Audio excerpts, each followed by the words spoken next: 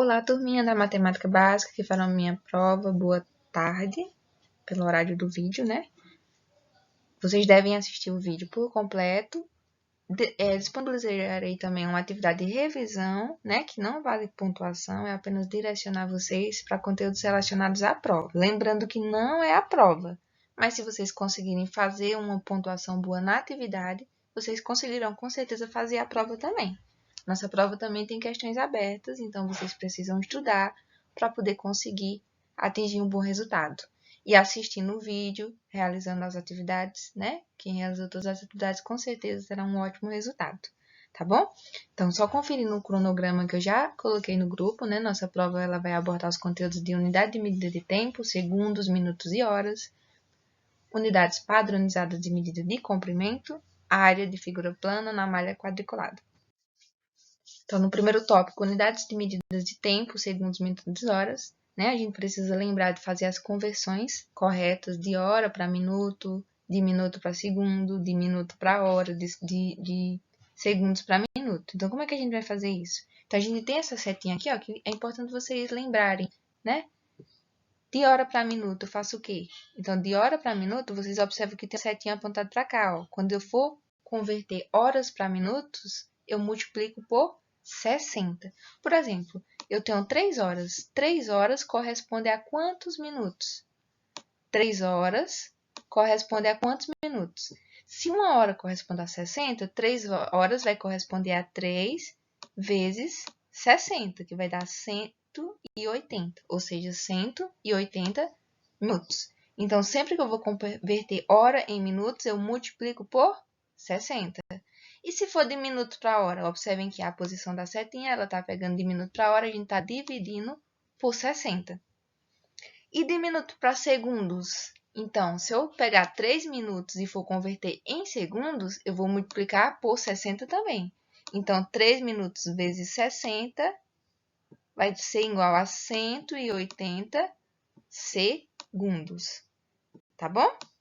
Então, eu colocando aqui como exemplo sempre 3, mas pode ser qualquer valor, tá bom? Se eu pegar 5 horas para me converter em minutos, eu pego 5 vezes 60. E assim sucessivamente. Então, vocês lembram, né? Anotem essa plaquinha, essa setinha e vão fazendo a convenção na cabeça, vão olhando direitinho, vão revisando as atividades que vocês vão entender direitinho. Unidade padronizada de medida de comprimento, né? O quilômetro, o hectômetro, decâmetro, metro, decímetro, centímetro e milímetro. Então, a gente tem mais uma vez uma tabelinha que vai ajudar a gente a resolver, tá bom? Então, vocês só precisam entender o que é que essa tabelinha está indicando, né? O metro é nossa unidade, né, padrão. Então, por exemplo, se eu for pegar um metro e eu preciso transformar em milímetro, o que é que eu faço? Um exemplo, eu tenho 1 metro. Para me transformar em milímetro, observem a posição da seta. A seta, quando ela vem para cá, ela está em cima, tá vendo? Ó? Quando ela vem para cá, ela está fazendo o quê? Multiplicando. Então, se for de metro para milímetro, eu preciso multiplicar. Mas, tia, por quanto? Cada vez que vocês pularem uma casinha aqui, ó, 1, 2, 3, eu estou multiplicando por 10. Então, nesse caso aqui, ó, se eu tenho 1 metro e eu preciso transformar metro em milímetro, eu vou multiplicar por 10 e por 10. Então, 1 vezes 10 dá 10, vezes 10 dá 100 e vezes 10 dá 1000. Isso significa dizer que 1 metro corresponde a 1000 milímetros, tá bom? Então, se fosse ao contrário, tia, se fosse de metro para quilômetro, se fosse de metro para quilômetro, a gente vê que quando volta a setinha aqui para a esquerda, ó, a gente está fazendo que operação? A divisão. Lembra que aqui é um tracinho e 2 pontos assim, tá bom? Então, de metro para quilômetro, a gente observa aqui, né, que vai ser de 10 em 10 também. A gente vai mexer em 3 casas de 10 aqui também. 10, 10 e 10, que é a mesma coisa que 1000. Então, se eu for pegar metro e converter em quilômetro, eu vou dividir por 1000. Tia, mas se for para transformar em decâmetro, eu divido por 10. Se for para transformar em hectômetro, eu divido por 100. E se for por quilômetro, eu vou dividir por 1000. Lembrando que isso é do metro, tá bom?